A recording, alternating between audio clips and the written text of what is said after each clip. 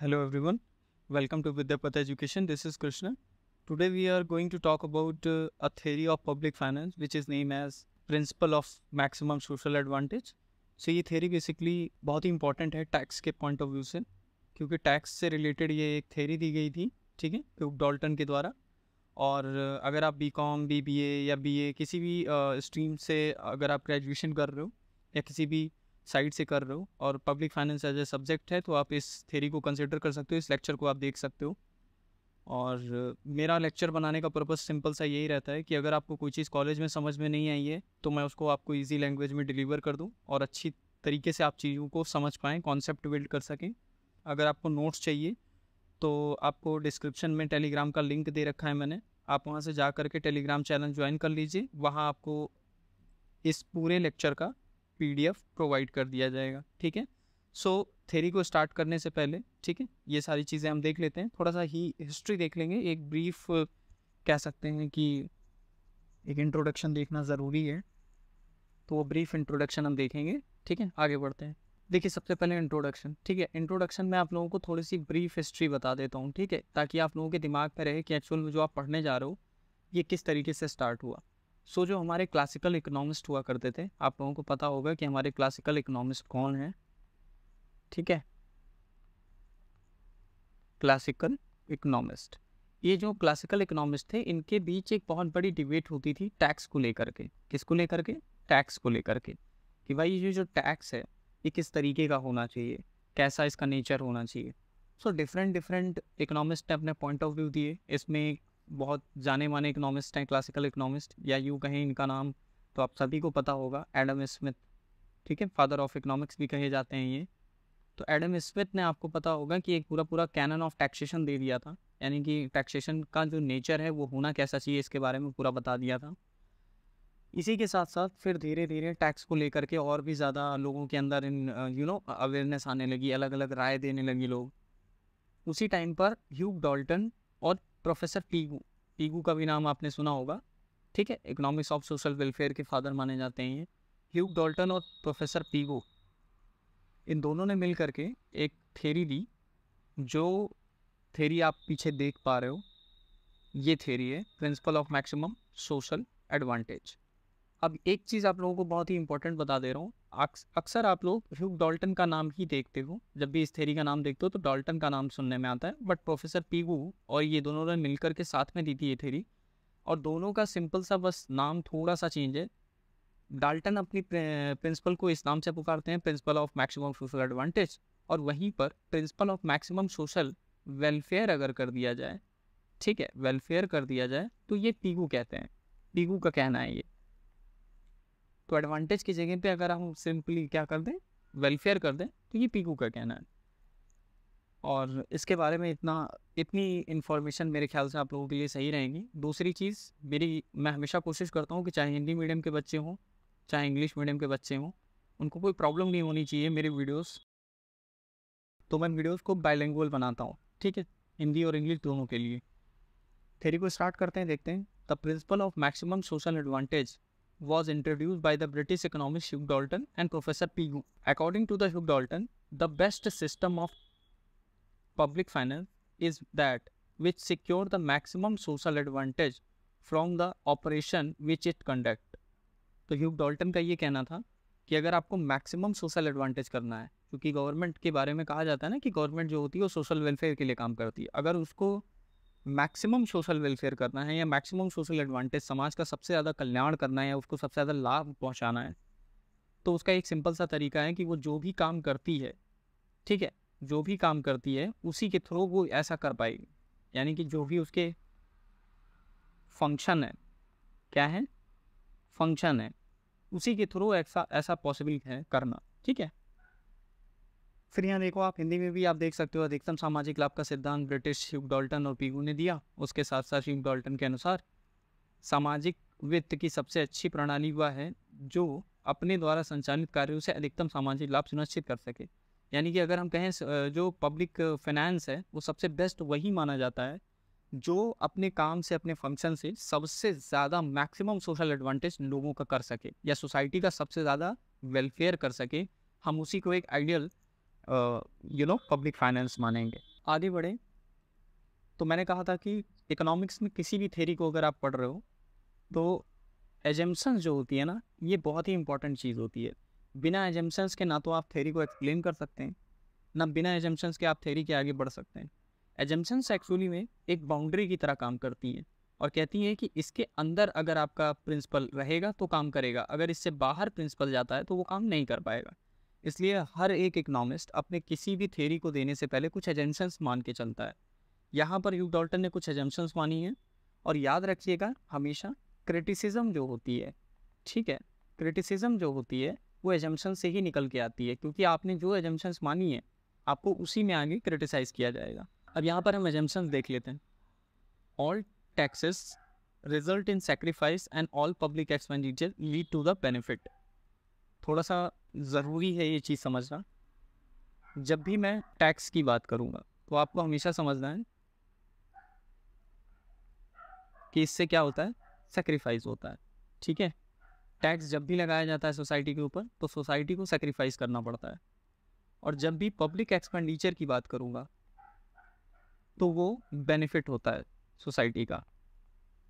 ठीक है, अब ये कैसे होता है ये मैं आगे लेक्चर में आप लोगों को बताऊंगा। Public revenue consist of only taxes and no other source of income of the government. यहाँ मैंने इसको हाईलाइट कर रखा है इसीलिए ताकि आपको ये समझ सके, आगे चल के इसी पे क्रिटिसिज्म होने वाली है। ठीक है, यानी कि डाल्टन का कहना था कि जो पब्लिक रेवेन्यू है उसका एकमात्र जो सोर्स है, या यूँ कहें कि the only source of public revenue is tax. ठीक है, अदर कोई सोर्स गवर्नमेंट के पास नहीं है। बात समझ में आ गई। आगे फिर डाल्टन कहते हैं the government has no surplus और डेफिसिट बजट। गवर्नमेंट के पास ना तो कोई सरप्लस बजट है ना डेफिसिट बजट है, उसका बजट जो है वो बैलेंस है।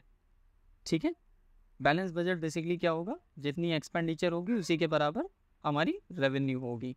ठीक है, फिर चाहे कैपिटल रेवेन्यू हो चाहे नॉर्मल रेवेन्यू हो, और एक्सपेंडिचर भी ऐसे ही। तो उनका ये कहना था कि expenditure is equal to revenue रहता है, कभी भी कम या ज़्यादा नहीं होता। Public expenditure is the subject of diminishing marginal social benefit. मैंने जो आगे यहाँ पर ये बताया था वही चीज़ बोली जा रही है कि पब्लिक एक्सपेंडिचर जो होगा वो डिमिनिशिंग मार्जिनल सोशल बेनिफिट होगा। यानी कि डिमिनिशिंग मार्जिनल, इस वर्ड से कुछ याद अगर आ रहा है तो ये याद आ रहा है कि डिमिनिशिंग मार्जिनल यूटिलिटी एक सिद्धांत हमने पढ़ा था, डिमिनिशिंग मार्जिनल यूटिलिटी। बस उसी से रिलेटेड रखना है कि पब्लिक एक्सपेंडिचर चूँकि रिलेटेड होता है किससे, बेनिफिट से, और इस पे काम कौन कर रहा है, इस पे कौन सा प्रिंसिपल लागू हो रहा है या एप्लीकेबल हो रहा है, वह है डिमिनिशिंग मार्जिनल बेनिफिट। ठीक है, डिमिनिशिंग मार्जिनल बेनिफिट। जैसे जैसे पब्लिक एक्सपेंडिचर बढ़ेगा जो हमारा बेनिफिट है वो कम होता जाएगा। Taxes are subject to increase marginal social sacrifices. और ठीक इसका अपोजिट, टैक्सेस जब भी लगता है तो सेक्रीफाइस होता है हमारा।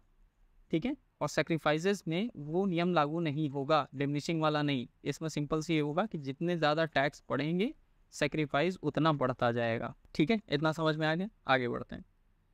ये हिंदी में है, आप लोग पढ़ सकते हैं। ठीक है, ईजिली है। जो हिंदी मीडियम के बच्चे हैं वो पीपीटी में इससे जो भी इसका पीडीएफ में शेयर करूँगा लिंक, वो आप जा करके डाउनलोड कर लेना।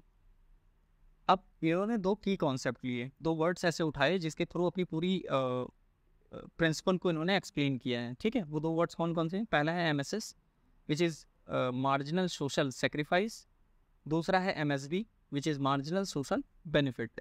ठीक है, तो मार्जिनल सोशल सेक्रीफाइस और मार्जिनल सोशल बेनिफिट होता क्या है इसके बारे में समझते हैं। सबसे पहले हम देखेंगे marginal social sacrifice, MSS.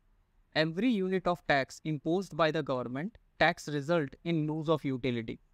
Sir इसको थोड़ा समझाइए। ठीक है, देखो होता क्या है, एक यूनिट भी टैक्स जब भी इंक्रीज किया जाता है तो आपको पता होना चाहिए इसका सीधा इम्पैक्ट जो गवर्नमेंट इम्पोज करती है टैक्स, उसका पब्लिक पे पड़ता है। ठीक है, जनता पे। अब ये टैक्स में कोई डायरेक्ट या इनडायरेक्ट की बात नहीं कर रहा, दोनों टैक्सेस इंक्लूड है। क्यों? जैसे एग्जाम्पल के तौर पर सपोज करिए मेरी जो इनकम है, ठीक है, मैं वाई से दिखाता हूँ अपनी इनकम। मेरी इनकम है 10,000 रुपये, गवर्नमेंट ने मुझ पर टैक्स लगाया 2,000 रुपये का। अब ये जो 2,000 रुपये है ये मेरी इनकम से माइनस हो जाएगा क्योंकि ये मैंने गवर्नमेंट को देना है। ठीक है, अब मेरे पास बचेगा 8,000 रुपये जो मेरी डीपीआई होगी, डिस्पोजेबल पर्सनल इनकम। ठीक है, या व्यय योग्य करने वाली हमारी जो व्यक्तिगत इनकम है, जो व्यय योग्य है, जितना मैंने कमाया था इस पे मेरा कोई हक नहीं है अभी, क्योंकि इसमें से अभी 2,000 रुपये गवर्नमेंट को टैक्स के तौर पे देने हैं। अब मेरे पास जो 8,000 रुपये बचे, यही मेरे हक की इनकम है जो मैं खर्चा कर सकता हूँ। ठीक है, खर्च योग्य आय जिसे कहते हैं। अब एक्चुअली में इसको समझने की कोशिश करो, ये 2,000 रुपये अगर मैं पेड ना करता तो शायद इस 2,000 रुपये से मेरी परचेजिंग पावर ज़्यादा होती, यानी कि मेरी पावर होती 10,000 रुपये के आसपास। लेकिन चूंकि गवर्नमेंट ने मेरे पर टैक्स लगा दिया तो ये 2,000 रुपये हैं, अब ये मेरे हाथ में नहीं रहेंगे। तो कहीं ना कहीं मुझे 2,000 का सेक्रीफाइस करना पड़ा। इसीलिए एमएसएस जो है वो टैक्स से रिलेटेड है, और टैक्स जब भी इम्पोज होता है तो क्या करना पड़ता है, यूटिलिटी हमारी लूज होती है। भाई इससे अगर मैं कोई गुड्स एंड सर्विसेज खरीदता तो उतनी यूटिलिटी मुझे ज़्यादा मिलती कि नहीं मिलती। तो ठीक इसी तरीके से 2,000 रुपये की यूटिलिटी मेरी कम हो गई। ठीक है, तो गवर्नमेंट जब भी 1 रुपये टैक्स या एक भी यूनिट टैक्स बढ़ाती है, उससे जो सेक्रीफाइस करना पड़ता है उस पर्टिकुलर 1 यूनिट के लिए, उसे हम मार्जिनल सोशल सेक्रीफाइस कहते हैं। ठीक है, अब इसका कर्व देख लो। इसका कर्व सिंपल सा ऐसा है कि यहाँ पर हमने ले रखा है मार्जिनल सोशल सेक्रीफाइस, यहाँ पर हमने ले रखा है यूनिट ऑफ टैक्स। जैसे जैसे टैक्स बढ़ेगा सेक्रीफाइस बढ़ता जाएगा। मैंने क्या कहा था अभी, अगर आपको याद हो तो मैंने कहा था ना, जो टैक्स है और सेक्रीफाइस है इसमें डायरेक्ट रिलेशन है। ठीक है, यानी कि अगर टैक्स बढ़ेगा तो हमारा सेक्रीफाइस भी बढ़ेगा। ठीक है, इसी वजह से इसका जो कर्व होता है ये इस शेप में बनता है, अपवर्ड शेप में, अपवर्ड स्लोप होता है इसका। क्योंकि पहले टैक्स O से M1 था तो हमारा सेक्रीफाइस था OS। जैसे ही टैक्स M1 से बढ़ करके M2 हो गया, S1 से बढ़ करके S2 चला गया सेक्रीफाइस, M3 हो जाएगा तो ठीक इसी तरीके से S2 से S3 पे चला जाएगा। ठीक है, और इन सारे पॉइंट्स को मिलाते हुए E1, E2, E3 इनसे एक कर्व बनेगा which is name as MSS curve. तो एमएसएस कर्व जो होगा वो पॉजिटिव स्लोप का होगा। ठीक है, पॉजिटिव रिलेशन है तो पॉजिटिव स्लोप का होगा। आगे बढ़ते हैं। एमएसबी, मार्जिनल सोशल बेनिफिट, याद रखना मैंने कहा था जब भी पब्लिक एक्सपेंडिचर होता है तो उससे बेनिफिट होता है किसको, सोसाइटी को। क्यों ऐसा इसलिए होता है कि जैसे जैसे गवर्नमेंट बेनिफिट पब्लिक एक्सपेंडिचर करती है, चाहे वो रोड बनवाए, ठीक है, या किसी तरह का ब्रिज है, या किसी हॉस्पिटल को बनवा रही है, ठीक है, फिर इसी तरीके से स्कूल्स बनवा रही है, तो इससे अल्टीमेटली प्रॉफिट किसको हो रहा है, सोसाइटी को हो रहा है। ठीक है, बेनिफिट हो रहा है। इसका मतलब जो पब्लिक एक्सपेंडिचर है वो बेनिफिट शो करता है। लेकिन यहाँ पर ये भी ध्यान रखना है कि इसमें क्या होता है, डिमिनिशिंग का लॉ काम करता है। यानी कि जैसे जैसे पब्लिक एक्सपेंडिचर बढ़ता जाएगा जो बेनिफिट है वो कम होता जाएगा। While the imposition of tax burden the people, public expenditure confer the benefit. Simple से बात है, टैक्स जब भी टैक्स इम्पोज होगा तो वो एक बर्डन की तरह होगा, लेकिन जैसे ही पब्लिक एक्सपेंडिचर किया जाएगा तो वो बेनिफिट की तरह काम करेगा। The benefit conferred on the society by an additional unit of public expenditure is known as marginal social benefit. क्या कह रहा है, कर लगाने से लोगों पर बोझ बढ़ता है जबकि सार्वजनिक व्यय से लाभ मिलता है। जो मैंने बताया अभी, सार्वजनिक व्यय की एक अतिरिक्त इकाई के द्वारा समाज को दिया जाने वाला लाभ सीमांत लाभ, जैसे एक पब्लिक एक्सपेंडिचर की एक यूनिट एक्स्ट्रा जैसे ही सोसाइटी पे खर्च की जाती है उससे जो बेनिफिट मिलता है उस पर्टिकुलर एक यूनिट से, उसे हम क्या कहेंगे, एमएसबी, मार्जिनल सोशल बेनिफिट। ठीक है, अब इसका कर्व देखते हैं। देखो भाई, इसका कर्व डाउनवर्ड स्लोप का होता है। क्यों, अभी अभी मैंने बताया कि डिमिनिशिंग वाला लॉ काम कर रहा है, यानी कि जैसे जैसे पब्लिक एक्सपेंडिचर बढ़ेगा जो बेनिफिट है वो कम होता जाएगा सोसाइटी का। ठीक है, तो क्या है, अपोजिट रिलेशन है। इसीलिए हम देखेंगे कि इसका जो कर्व होगा वो भी क्या होगा, डाउनवर्ड स्लोप में बनेगा। हमने वही देखा था एमएसएस का कर्व जो है अपवर्ड स्लोप का था, इसका कर्व डाउनवर्ड स्लोप का है। तो यहाँ पर भी आप देख सकते हो, जैसे स्टार्टिंग में हमारा जो पब्लिक एक्सपेंडिचर था वो OB1 था तो OM1 था हमारे पास बेनिफिट। जैसे ही ये बढ़ा वैसे ही ये भी घट गया। ठीक है, अब आप देखो ना, ये एक्स्ट्रा इतना M1 से M2 पे गया तो ये B1 से B2 पे आ गया। इसी तरीके से सारे पॉइंट्स को मिलाते हुए अगर हम एक लाइन खींचेंगे तो E1, E2, E3 ये डाउनवर्ड स्लोप का एमएसबी कर्व मिलेगा। यानी कि एमएसबी कर्व डाउनवर्ड स्लोप और एमएसएस का पॉजिटिव स्लोप, हम दोनों को मिला के देखेंगे। लेकिन उससे पहले हम ये चीज़ देखेंगे कि कंक्लूजन स्टेटमेंट क्या है।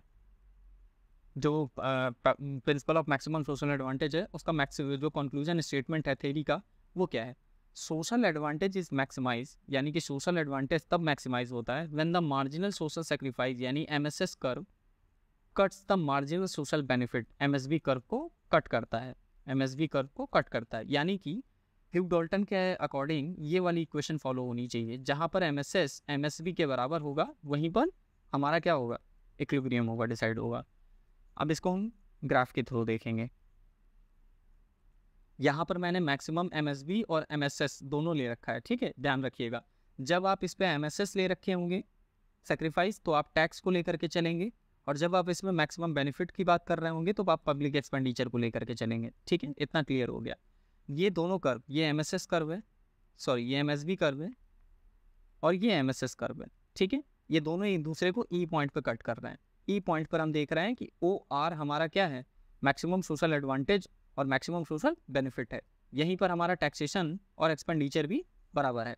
तो यहाँ पर इनके अकॉर्डिंग इन्होंने कंडीशन दी थी कि एमएसबी और एमएसएस जहाँ पर एक दूसरे के इक्वल होंगे, क्योंकि एमएसबी बेनिफिट रिलेटेड होता है पब्लिक एक्सपेंडिचर से और वहीं पर एमएसएस रिलेटेड होता है टैक्स से, यानी कि एक अल्टीमेटली टैक्स और पब्लिक एक्सपेंडिचर एक दूसरे के बराबर होंगे, यानी कि जितना गवर्नमेंट ने टैक्स लिया है उसी के बराबर पब्लिक एक्सपेंडिचर किया है, या यूँ कहें कि जितना गवर्नमेंट जितना लोगों ने सेक्रीफाइस किया है उतना ही बेनिफिट पाया है। तो उसी अकॉर्डिंग हम कह सकते हैं कि वहाँ पर इक्विलिब्रियम होगा, ठीक है। ये पूरा फिगर समझ में आ गया, इतना छोटा सा ये फिगर था। बाकी ये जो E1 पॉइंट है, E2 पॉइंट है, ये आपको ये समझाने के लिए है कि अगर मान लेते हैं कि इक्विलिब्रियम, यही ई वाला इक्विलिब्रियम ही मैक्सिमम सोशल एडवांटेज क्यों है, ये दोनों क्यों नहीं हो सकते, क्योंकि इन दोनों पे ये वाली जो क्वेश्चन है ना, ये हमारी जो ये हमारा टर्म है ये फॉलो नहीं हो रहा है, ठीक है। इस वजह से ऐसा नहीं हो सकता, ई पे हो रहा है, इस वजह से point of maximum social advantage E होगा, ठीक है। अब बहुत सारे लोग कंफ्यूज हो गए कि सर मेरी बुक में तो ये वाला फिगर है, आपने ये वाला फिगर पढ़ा दिया, ठीक है। तो कोई बात नहीं, इसको समझ लो। एक्चुअली में ये जो फिगर आप लोगों को देखने को मिलता है, ये एक्चुअली मसग्रेव का फिगर है, या यूँ कहें कि इस थ्योरी का एक्सटेंशन पार्ट है। मसग्रेव जो थे उन्होंने इस थ्योरी को समझाने के लिए एक बहुत ही सिंपल सा टूल एप्लीकेबल किया, जिसको मसग्रेव एक्सटेंशन भी कहा जाता है, ठीक है। तो मसग्रेव ने इसको समझाने की कोशिश की। एमएसबी कर्व जो है आपका, जो डाउनवर्ड स्लोप में होता है वो ये है, और आपका यहीं पर पॉजिटिव स्लोप में दिखाया गया है कि एमएसएस कर्व है। अब इसके ऊपर का पार्ट जो है वो मैक्सिमम सोशल एडवांटेज है, और इसके नीचे वाला मैक्सिमम सोशल सेक्रीफाइस है।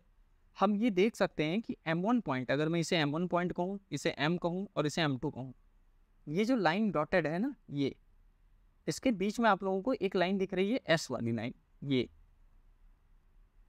अब आप कहोगे सर ये कैसे आई है, तो ये इस लाइन का निकालने का फॉर्मूला उन्होंने बताया मसग्रेव ने, कि जो आपका बेनिफिट है उसमें से आप सेक्रीफाइस को माइनस कर लो, ठीक है। सो बेसिकली ये जो SS लाइन आप लोगों को डॉट डॉट डॉट दिख रही है, ये दोनों का नेट वो है।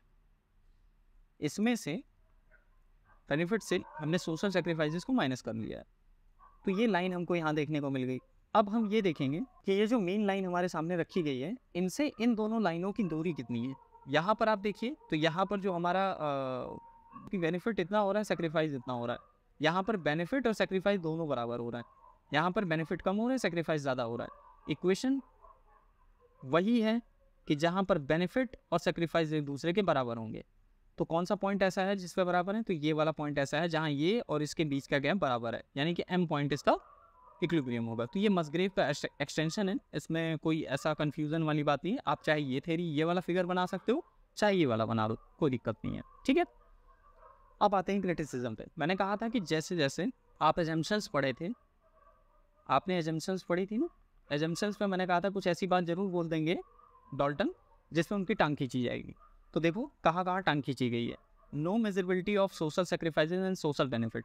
देखो भाई, जब मैंने तुमको law of diminishing marginal utility पढ़ाया था, उसमें दो थ्योरी बताई थी। उसमें एक बताया था ऑर्डिनल अप्रोच, ठीक है, ऑर्डिनल अप्रोच, और एक बताया था कार्डिनल अप्रोच, ठीक है। ऑर्डिनल अप्रोच ये कहती है कि हम भाई यूटिलिटी को ऑर्डर में लगा सकते हैं 1 2 3 करके। कार्डिनल कहता है नहीं, हम उसे मेजर कर सकते हैं, और इसने पैमाना दिया था यूटिल का। आप मुझे बताओ, क्या आप सोशल सेक्रीफाइस को और सोशल बेनिफिट को मेजर कर सकते हो? नहीं कर सकते ना। तो नॉन मेजरेबिलिटी वाले दो फैक्टर ऐसे लिए गए जिनको मेजर किया ही नहीं जा सकता। तो पहली क्रिटिसिज्म तो यही हो गई। फिर अगली है non applicability of law of equi marginal utility in the public good. यहाँ पर इन्होंने जो पब्लिक गुड्स की बात की थी उसमें एक थ्योरी इन्होंने ये एजम्स की कि यहाँ पर लॉ ऑफ इक्वी मार्जिनल, अब कंफ्यूज मत होना, मैंने लॉ ऑफ डिमिनिशिंग मार्जिनल बोला था। एक्चुअली जब ये पब्लिक एक्सपेंडिचर की बात कर रहे थे तो वहाँ पर इन्होंने law of equi marginal utility की बात की। बात मतलब ये थी कि डॉल्टन का ये कहना था कि अगर गवर्नमेंट पब्लिक एक्सपेंडिचर कर रही है, मान लो 3 हेड पे कर रही है वो, एक हेल्थ सेक्टर, एजुकेशन सेक्टर और इंफ्रास्ट्रक्चर, अगर इन तीनों पे जो भी एक्सपेंडिचर वो कर रही है उससे बराबर यूटिलिटी गेन होनी चाहिए। ऐसा पॉसिबल है क्या कि भाई हेल्थ सेक्टर में कितना पैसा खर्च करें और एजुकेशन में कितना खर्च करें कि मिलने वाली यूटिलिटी बराबर हो? ऐसा हो ही नहीं सकता। अगला जो टांग खींची गई वो ये कह के बोला गया है कि neglect of non tax revenue. अब तुमको याद नहीं आ रहा है तो मैं तुमको फिर से वापस ले चल रहा हूँ ताकि तुम लोगों को याद आ जाए। देखो सर, यहाँ पर साफ साफ कह रहे हैं ना, public revenue consist only taxes and no other source of income of the government. यानी कि सरकार में राजस्व में केवल कर ही शामिल है, सरकार के पास अन्य आय का कोई स्रोत नहीं है। क्या तुम इस बात को मानने के लिए तैयार हो कि गवर्नमेंट के पास कोई अदर सोर्स नहीं है, केवल टैक्सेबल सोर्स है? ऐसा नहीं होता है। क्यों? क्योंकि आपने भी पढ़ा है, मैंने भी पढ़ाया है कई बार आपको, एक टैक्सेबल सोर्स होता है, एक नॉन टैक्सेबल सोर्स होता है। ठीक है, अगर आपने नहीं देखी है तो पब्लिक फाइनेंस की प्लेलिस्ट डिस्क्रिप्शन बॉक्स में मैंने दे रखी है। डिस्क्रिप्शन बॉक्स में पब्लिक फाइनेंस के जा करके वीडियो देखना, उसमें एक मेरी पब्लिक एक्सपेंडिचर या टैक्स को रिलेटेड एक वीडियो है, उसको जा करके देखना, पूरा समझ में आ जाएगा। तो भाई क्या है कि केवल टैक्स एक ऐसा सोर्स है जो गवर्नमेंट को मिलता है, ऐसा नहीं है। उसके पास नॉन टैक्स रेवेन्यू है, जिसमें चालान हो गया, कोई फीस हो गई, ये सारी चीज़ें, उससे नॉन टैक्स रेवेन्यू सोर्स कहे जाते हैं उसको। ठीक है। Assumptions of static condition, sir ये क्या है? एक्चुअली में किसी की थ्योरी को जब भी हम एक्सप्लेन करते हैं तो हम ये मान के चलते हैं कि क्या टाइम फैक्टर उसमें इन्वॉल्व हो रहा है, क्या टाइम जैसे चेंज हो रहा है, क्या उस थ्योरी में कोई ऐसा फैक्टर भी है जो चेंज हो रहा है, तो अकॉर्डिंग टू दैट फैक्टर क्या थ्योरी अपने आप को बैलेंस कर रही है? नहीं। तो इस तरीके से एक तरह से कह सकते हैं कि एक अप्रोच होती है किसी भी थ्योरी को एक्सप्लेन करने के लिए। ठीक है, जैसे लॉ ऑफ डिमांड पढ़ा था, तो लॉ ऑफ डिमांड में कहता है कि अगर प्राइस बढ़ेगा तो डिमांड घटेगी, लेकिन अगर कितना प्राइस घटेगा और कितनी डिमांड बढ़ेगी ये नहीं बता पाता। टाइम फैक्टर को इन्वॉल्व नहीं किया गया है।